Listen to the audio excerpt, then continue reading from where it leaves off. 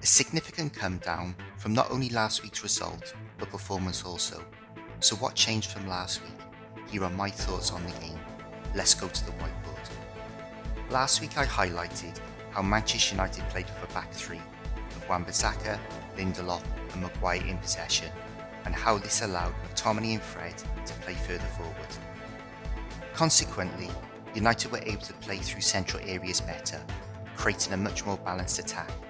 The setup was similar this week, with one significant difference. Wan-Bissaka pushed up the pitch, and Matic dropped back in between Maguire and Lindelof, and this completely destroyed the equilibrium United created last week. From a tactical perspective, this played into Southampton's hands on two fronts. Firstly, with Matic emptying out midfield, this isolated Fred, and for the most part was outnumbered.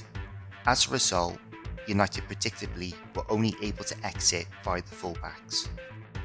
Going to screenshots of the game, with Matic exiting the midfield in favour of an armchair ride between Lindelof and Maguire, Fred is left isolated and outnumbered in midfield. Consequently, the only ball on is a barely forward pass out to Wan-Bissaka. The second tactical issue was, by United constantly having to filter the ball out to the fullbacks, this played into Southampton's press formation. With Southampton playing with four across the field, they had the touchline to touchline width to pressurise United's fullbacks and the extra man in midfield to step up the pitch. This was epitomised perfectly for Southampton's goal. Going to screenshots of the game, United tried to filter the ball out to the left with Matic, but Southampton's press shuts him down. United managed to get the ball back, and seconds later, the ball is played out to Fernandes on the left, who again is met by Southampton's press. This turnover led to Southampton's goal.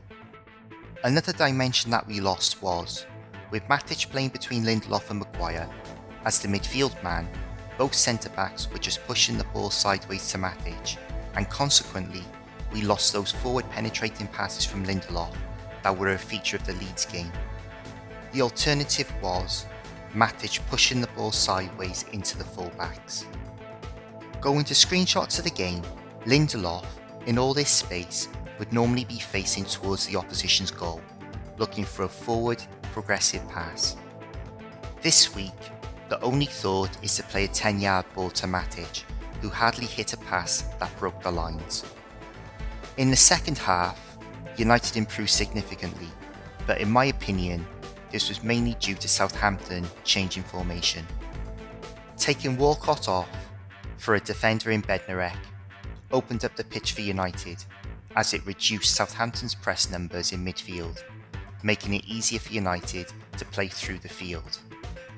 Going to screenshots of the game, Matic plays the ball to Fred. From here, we can see how Southampton's press line has dropped off, but we can also see how the numbers committed to the press have reduced. The result of this is Fred being able to turn, pick his header, and he hits a good long ball to Martial.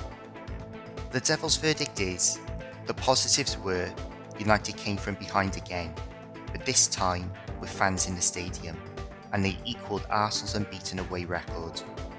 The negatives were United couldn't sustain the pressure built up in the second half when it looked like a win was inevitable, and in my opinion, United showed they were susceptible to the high press, getting turned over a number of times in their defensive third.